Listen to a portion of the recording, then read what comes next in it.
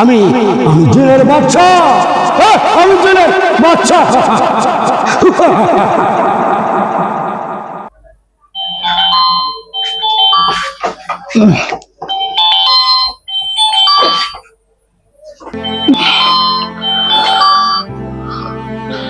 আরে ভাই, কে ফোন দিছেন? এই অসময় কেউ ফোন দেয় নাকি? হ্যাঁ মাটির পুতুল, আমি সাধারণ কেউ নই, আমি একজন জিনের বাদশা।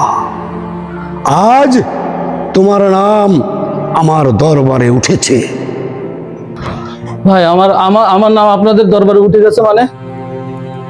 আপনার ভাগ্যে আজ বিশাল সম্পদের এক দরজা খুলেছে, কিন্তু একটা বিপদ আছে। কি কি কি বিপদ? কি বিপদ আমার? আপনার ঘরে অশুভ শক্তির নজর পড়েছে। যদি আপনি আমার কথা না শোনেন তবে বিপদ আছে। আপনার ঘরে যত টাকা পয়সা সোনা দানা মূল্যবান জিনিস আছে সব এক জায়গায় রাখুন। কেন? এই জিনিসগুলো অশুভ শক্তির নজর পড়েছে, এগুলোকে আমি অশুভ শক্তির নজর থেকে হেফাজত করে দেব। কিন্তু আপনি তো আমাকে চেনেন না। আমি আপনাকে না চিনলেও আমার জিনেরা ঠিকই আপনাকে চেনে।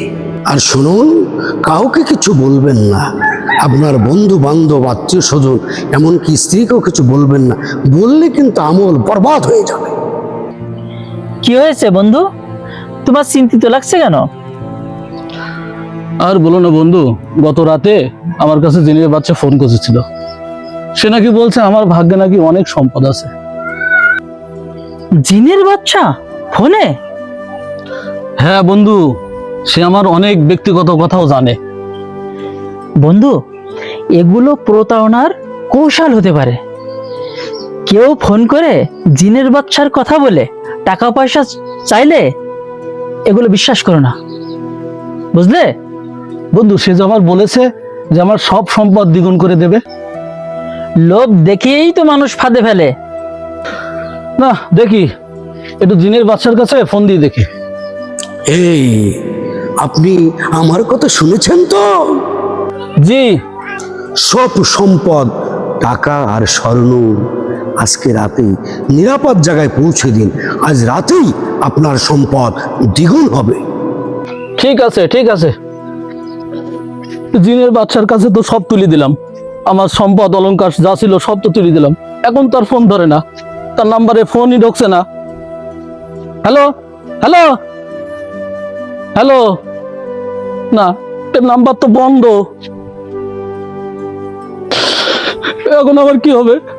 আমার স্বর্ণ অলংকার সম্পদ সব তো আমার নিয়ে চলে গেল। এই প্রতারণার ফাঁদে পড়ি।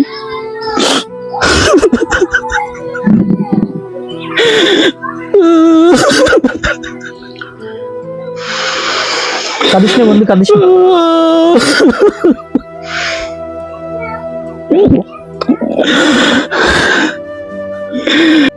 বন্ধু, ভয় আর লোভ দেখিয়ে প্রতারকরা মানুষের কাছ থেকে এভাবে টাকা পয়সা হাতিয়ে নেয়। অচেনা কারোর কথায় এভাবে টাকা পয়সা বা ব্যক্তিগত তথ্য কখনোই দেওয়া উচিত নয়। জিনের বাদশা, তাবিজ কবজ, ভাগ্য বদলে দেওয়ার প্রতিশ্রুতি, এসবের আড়ালে অনেক সময় লুকিয়ে থাকে ভয়ঙ্কর প্রতারণা। গভীর রাতে বা কখনো অচেনা নাম্বার থেকে ফোন এলে সতর্ক থাকুন।